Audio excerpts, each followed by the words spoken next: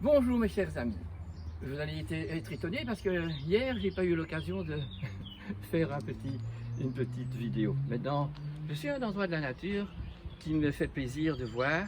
Et donc, je me disais, si j'avais une baguette magique et qu'avec cette baguette magique, je pouvais avoir ce que je voulais, qu'est-ce que j'aimerais?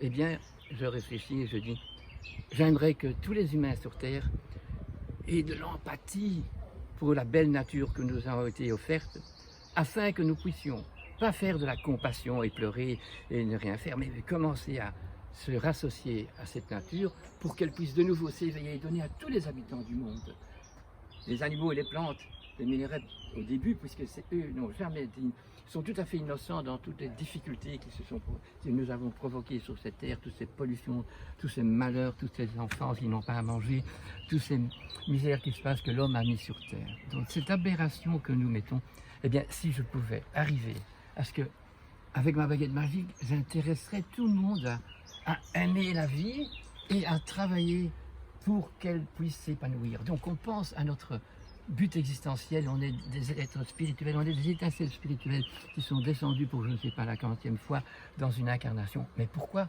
Pour, pour, pour faire quelque chose dans notre vie, pour que à chaque fois on amène des bonnes choses sur cette terre et que surtout on acquiert le discernement.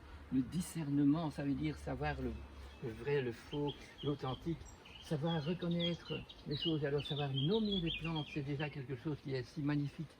Savoir aussi qu'ils sont en mélange et qu'il n'y a rien sur cette planète qui est séparé des autres choses. Même si c'est à des 1000 kilomètres, eh bien, les contacts avec la nature, ils se font.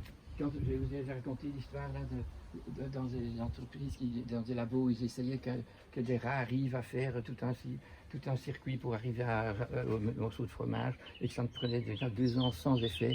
Eh bien, quand un rat est arrivé à faire ce chemin, eh bien tous les rats du monde entier pouvaient le faire partout où on faisait la même expérience. Donc les communications, il ne faut pas oublier qu'elles sont extraordinaires. C'est pas parce qu'on ne voit rien, donc on ne voit pas l'immensément petit, et que peut-être avec un microscope on pourrait voir, alors on peut donner un nom et voir un peu de quelle structure c'est, et c'est par la chimie qu'on peut découvrir aussi comment est le cholestérol ou comment est la cortisol. Alors, qu'est-ce qu'on fait? On va la fabriquer. Mais non, elle se fait elle-même comme il faut. Même si moi, je ne sais pas comment mon pancréas travaille, la communication de la génétique qui est la création est présente et fait travailler mon pancréas. Mais dans le concept d'amour pour la nature, je ne vais pas acheter des produits qui sont pleins de sucre raffiné. Je ne vais pas prendre des cornflakes qui n'ont plus rien du message de la céréale. Je voudrais, avec ma baguette magique, que tout le monde puisse faire le discernement en disant oui, c'est pas parce que les scientifiques ont découvert, non pas découvert, ont inventé une manière de faire que c'est juste. Il faut savoir être soi-même et savoir mettre de côté tout ce que la science moderne a fait depuis la Deuxième Guerre mondiale, en cassant les atomes et en inventant toutes les manières pour pouvoir avoir des choses qui méritent un travail, qui méritent une connaissance et qui maintenant sont disponibles et sont toxiques dans notre terre. Donc c'est ça que la baguette magique, à qui je demandais à la baguette magique. Oui, que tout puisse être beau, parce que la nature est belle, il ne faut pas de l'artifice, il faut laisser faire et vous allez voir, les semences se mettent, et alors on peut diriger, on peut tailler un arbre et en faire quelque chose de beau, parce que la nature s'offre à nous, mais faire ça c'est du beau. Mais alors, les changer génétiquement, c'est du meurtre pour la génération suivante et pour toute la planète. Ça se transmet aussi, ces saloperies que nous mettons sur Terre. Tout ça, on doit savoir.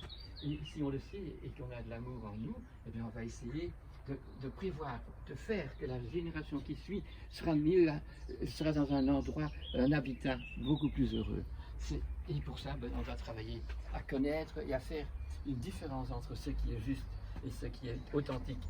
Par contre, tout ce qui est faux, tout ce qui est malsain, tout ce qui détériore la nature, tout ce qui pollue, toutes les pensées négatives que l'homme a pour devenir riche et faire des pauvres, tout ça, ça devrait disparaître de ce monde. Et on est le jour de la fête des pères. Alors, l'homme, même s'il n'est pas papa, littéralement, eh bien, il est responsable, comme devraient l'être tous les mâles. Et donc, responsable, ça veut dire tendre à ce que, à donner son expérience vécue qui est juste et à partager avec tout le monde.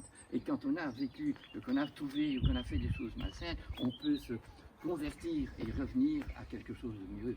Alors là, si c'est pour tout le monde en même temps, mais j'incite tous les pères de faire cette prière. Merci beaucoup.